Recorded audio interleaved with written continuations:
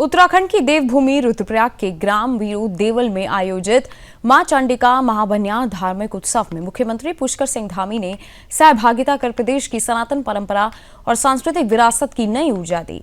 इस अवसर पर बड़ी संख्या में श्रद्धालु, स्थानीय ग्रामीण और जनप्रतिनिधि उपस्थित रहे। मुख्यमंत्री के आगमन से पूरे क्षेत्र में उत्साह और श्रद्धा का माहौल देखने को मिला। मुख्यमंत्री धामी ने मां चंडिका के दर्शन कर विधिवत पूजा अर्चना और प्रदेश की सुख समृद्धि, शांति और उन्नति की कामना की। उन्होंने कहा कि उत्तराखंड केवल एक भौगोलिक राज्य नहीं बल्कि सनातन संस्कृति, आस्था और परंपराओं की जीवन भूमि है। ऐसे धार्मिक और सांस्कृतिक आयोजनों से समाज में संस्कार, एकता और आध्यात्मिक चेतना मजबूत होती है। सीएम धामी ने कहा कि उनकी सरकार प्रदेश की सांस्कृतिक धरोहर, लोक परंपराओं और धार्मिक आयोजनों के संरक्षण और संवर्धन के लिए निरंतर कार्य कर रही है। बात करें तो मंदिरों, धार्मिक उत्सवों और सांस्कृतिक आयोजनों को प्रोत्साहन देना सरकार की प्राथमिकता में शामिल है। इससे न केवल आस्था को बल मिलता है बल्कि स्थानीय स्तर पर पर्यटन और रोजगार के अवसर भी सृजित होते हैं। मुख्यमंत्री ने स्थानीय लोगों से संवाद करते हुए कहा कि सनातन संस्कृति की रक्षा और प्रचार प्रसार ही उत्तराखंड की पहचान है। उन्होंने ये भी कहा कि सरकार आने वाली पीढ़ियों तक इस सांस्कृतिक विरासत को सुरक्षित पहुंचाने के लिए प्रतिबद्ध है। मां चंडिका महाबन्यात उत्सव के माध्यम से एक बार फिर ये संदेश गया कि सीएम धामी के नेतृत्व में उत्तराखंड की सनातन परंपराएं सुरक्षित हाथों में है और प्रदेश की संस्कृति को नई पहचान मिल रही है। कार्यक्रम में उपस्थित श्रद्धालुओं और ग्रामीणों ने मुख्यमंत्री धामी का पारंपरिक तरीके से स्वागत किया और उनके नेतृत्व की सराहना की। स्थानीय लोगों का कहना है कि मुख्यमंत्री स्वयं धार्मिक आयोजनों में शामिल होकर प्रदेश की संस्कृति को जो सम्मान दे रहे हैं, उससे उत्तराखंड की पहचान देश भर में और मजबूत हो रही है।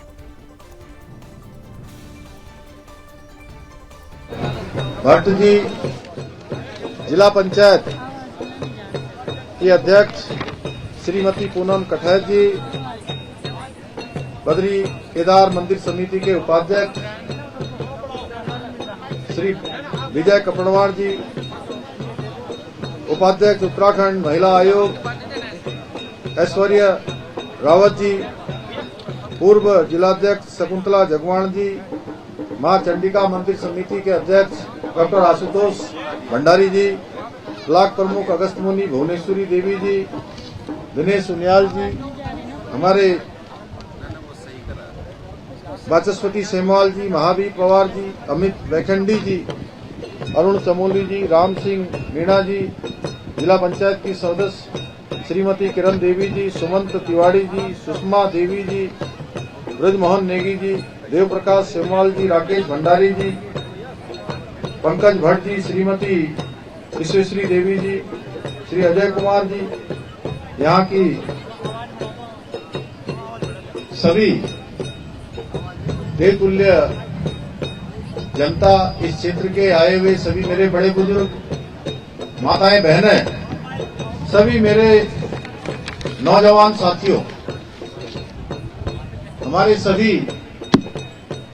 यहाँ के पुरोहितगण, सभी विद्वान ब्राह्मणगण, दूर दूर से आए हुए सभी भाइयों एवं बहनों, मैं सबसे पहले तो आज इस विशिष्ट धार्मिक आयोजन में उपस्थित सभी संतजनों को, सभी विद्वज्जनों को मैं दंडवत प्रणाम करता हूं, उनको नमन करता हूं। और आज इस पावन अवसर पर मां मंदाकिनी की निर्मल अविधारा के तट पर आयोजित इस श्रीमद चंडिका महायज्ञ के अवसर पर आप सभी के बीच में उपस्थित होना मेरे लिए भी परम सौभाग्य की बात है।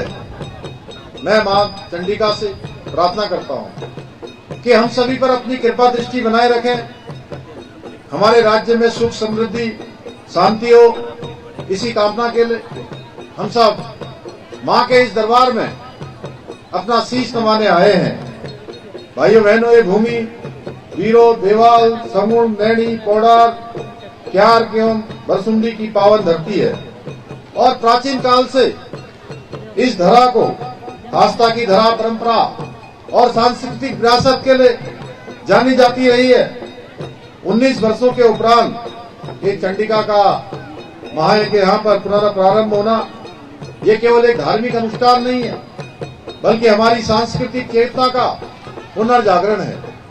और सच कहूं तो मैं किसी भी देव स्थान पर जाता हूं तो कोई न कोई बुलाता है, कोई न कोई उसका निमित्त बनता है।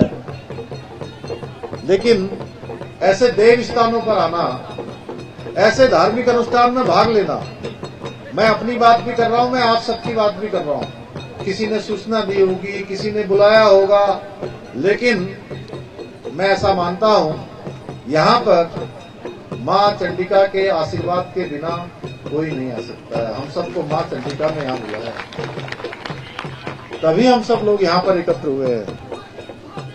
मुझे बताया गया है कि ये अनुष्ठान 24 फरवरी को पूर्णाहुति के साथ संपन्न होगा। करीब 3 माह तक चला ये अनुष्ठान आस्था, अनुशासन और सामाजिक और सामूहिक सहभागिता का सच में बहुत अद्भुत उदाहरण है। क्या कठिन जो है, अभी मुझे भंडारी जी बता रहे थे कि उनका मुंडन होता है, उसके बाद कई महीनों तक उनको जो है अपने नाखून भी नहीं काटने पड़ते, नंगे पांव चलना होता है। ऐसी कठिन परीक्षा करने के बाद ये माँ का ये महायज्ञ संपन्न होता है। भाइयों बहनों, देवभूमि उत्तराखंड की पहचान अपनी आध्यात्मिक ऊर्जा और लोक परंपराओं से है। इसलिए ऐसे आयोजन हमारे नई पीढ़ी के आने वाले हमारे सभी बच्चों के लिए, हमारे कर्णधारों के लिए बहुत प्रेरणा का कारण बनते हैं। उनको अपनी जड़ों से जोड़ने का बहुत महत्वपूर्ण कारण बनते हैं और अपनी संस्कृति पर गर्व करना सिखाते हैं। और साथ ही समाज में एकता, सद्भावना और सहयोग की भावना और मजबूत करने का काम इस प्रकार के महायज्ञ करते हैं। अब ये धरती सच में, इसको माँ चंडिका की असीम कृपा है कि इतने हजारों लोग आज यहाँ इस गांव से, उस गांव से, आसपास के क्षेत्रों से यहाँ एकत्र हुए हैं। मैं तो इसको ये कहता हूँ कि ये बहुत बड़ा महोत्सव हो रहा है, ये माँ का महामेला हो रहा है। और ऐसे मेले मैं बचपन में देखा करता था। आज मुझे सच में अपना बचपन याद आ रहा है भाई साहब यहाँ पर। और आपने जो संस्कृत का श्लोक यहाँ पर पढ़ा, सच में अद्भुत था। और हमने तो यही सीखा बचपन में कि अयम निजम परोवेति गणना लघुचेतसाम उदार चरित्रा नाम वसुधैव तु कुटुंबकम।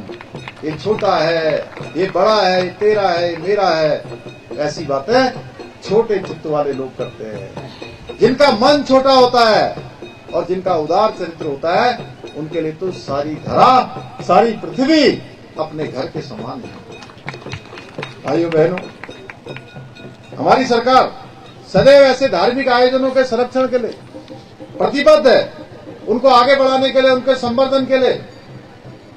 क्योंकि हमारी विरासत केवल मंदिरों और परंपराओं नहीं है, बल्कि हमारी जो जन जन की आस्था है, हमारी सामूहिक शक्ति में बसती है। भाइयों बहनों, जब हम लोग इतनी बड़ी संख्या में एकत्र होते हैं तो हमारी परंपराएं आगे बढ़ती हैं, हमारी संस्कृति आगे बढ़ती है।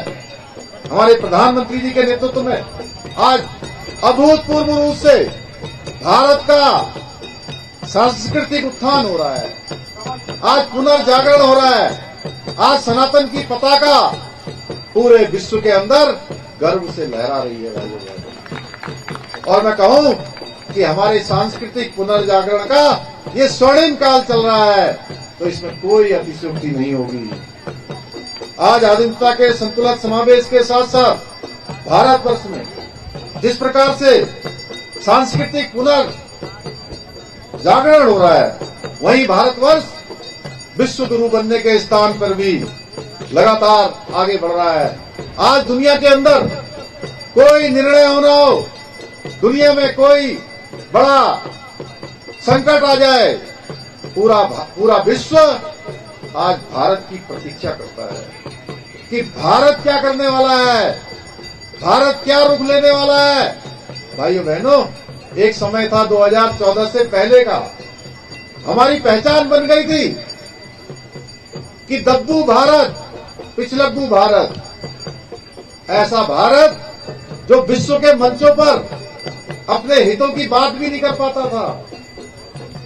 उस भारत को बदलने का काम, हर एक भारतवासी के अंदर आत्मगौरव का भाव पैदा करने का काम हमारे प्रधानमंत्री जी ने किया है। भाइयों बहनों, आज भारत विश्व की चौथी सबसे बड़ी महाशक्ति के रूप में आर्थिक रूप से बन चुका है। सैनिक शक्ति को हमने देखा है, अभी भारत की सैनिक शक्ति को पूरी दुनिया ने देखा है। यहाँ के जो हमारे स्वदेशी निर्मित उपकरण हथियार, चाहे आकाश मिसाइल हो चाहे ब्रह्मोस मिसाइल हो, उसकी शक्ति ने हमारी सैन्य शक्ति को, हमारे वैज्ञानिकों की शक्ति को, हमारी रक्षा शक्ति को पूरे विश्व ने देखा, जिसने पाकिस्तान को ऑपरेशन सिंदूर में 4 दिनों के अंदर ही घुटने के बल टेकने को मजबूर कर दिया। भाइयों बहनों, इसके साथ ही आज जितने भी हमारे धार्मिक स्थान है, चाहे अयोध्या हो जहां पर भगवान राम का मंदिर बन गया, भाइयों बहनों, चाहे काशी में कॉरिडोर बन गया, उज्जैन महाकाल में महाकाल लोक बन गया, और हमारे राज्य में 2014 की 13 की आपदा हम सबको भली भांति याद है।